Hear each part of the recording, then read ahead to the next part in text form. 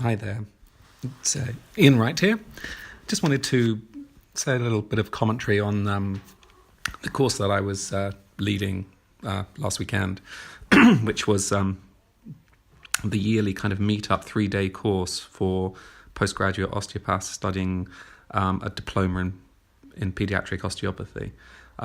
This is a course I've been running for 8-9 years now, so we've had sort of 3 cohorts of this 3-year course, and this is for postgraduate osteopaths to develop their skills. We have a clinic here at the practice called the Daisy Clinic, which is a special needs clinic where we treat complex cases as a group. There's normally about 10-12 osteopaths who all come together, and I have myself and I normally bring in another lecturer, teacher in pediatric osteopathy from the UK.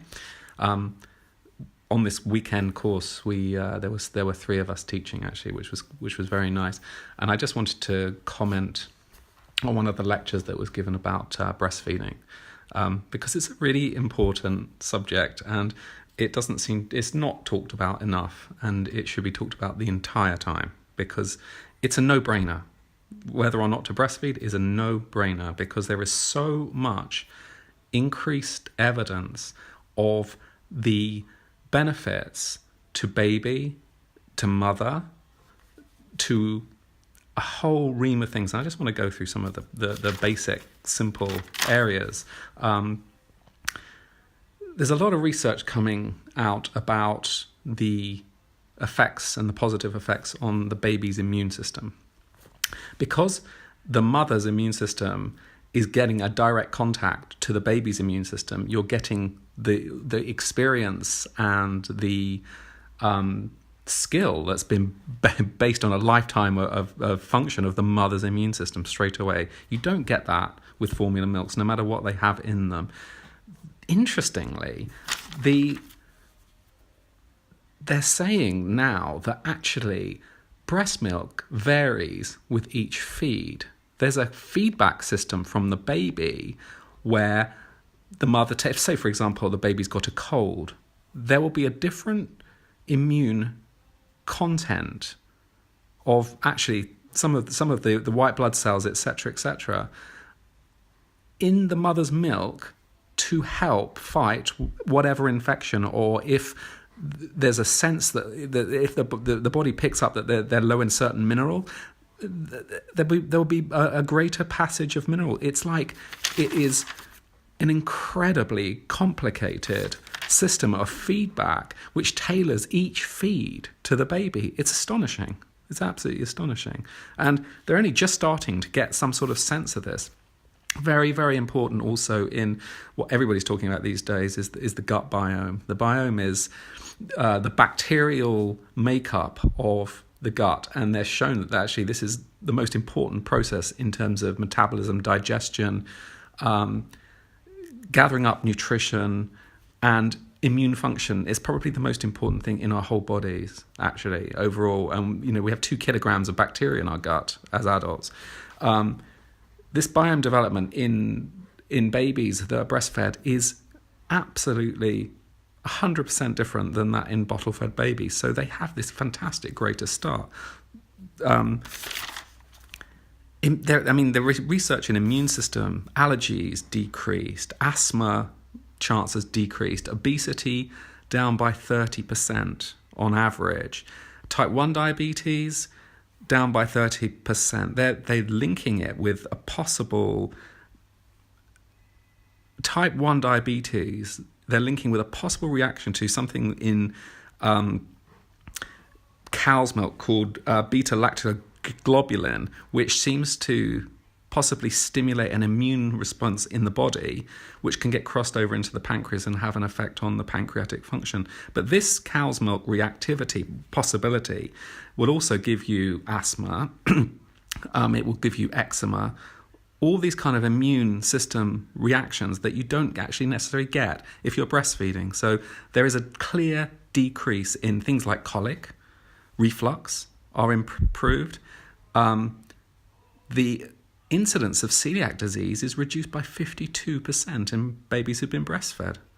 Otitis media, if they are fed for more than 3 months exclusively breastfed, there's a 50% reduction in middle ear infections in babies and children, which is amazing.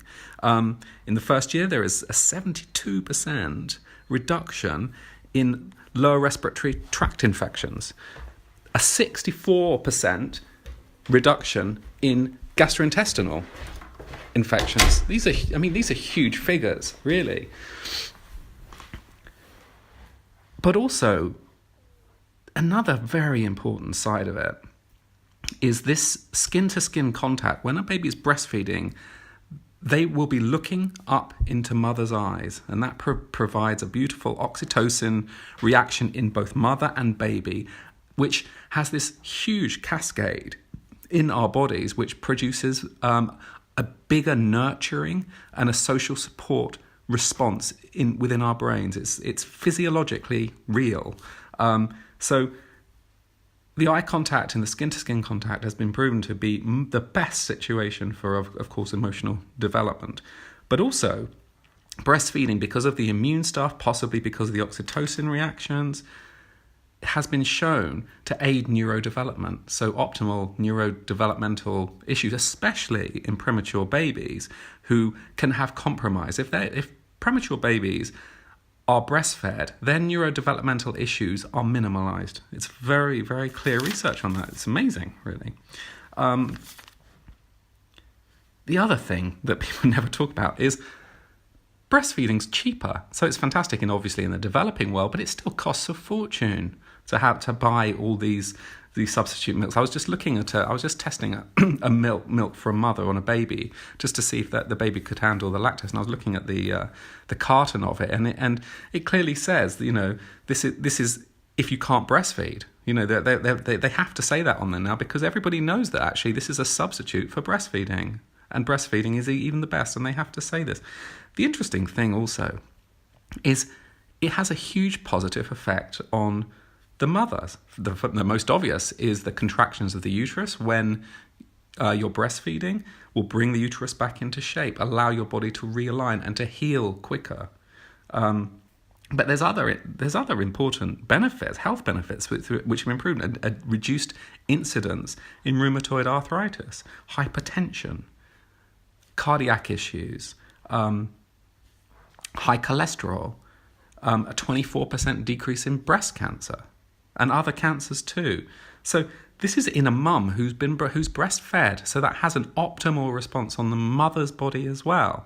So it's incredibly hard to not consider breastfeeding, really, and the difficulty that a lot of people have is they're not supported enough at the beginning of breastfeeding.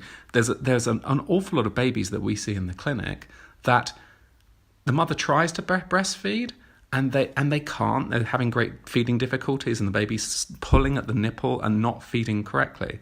So the first thing that we'll check for is tongue tie. Now, a lot of tongue ties in this country are missed by pediatricians and midwives because they are posterior tongue ties, which are at the back of the tongue, which aren't so obvious, but they absolutely affect the ability to breastfeed directly, and I see this literally every day in the practice.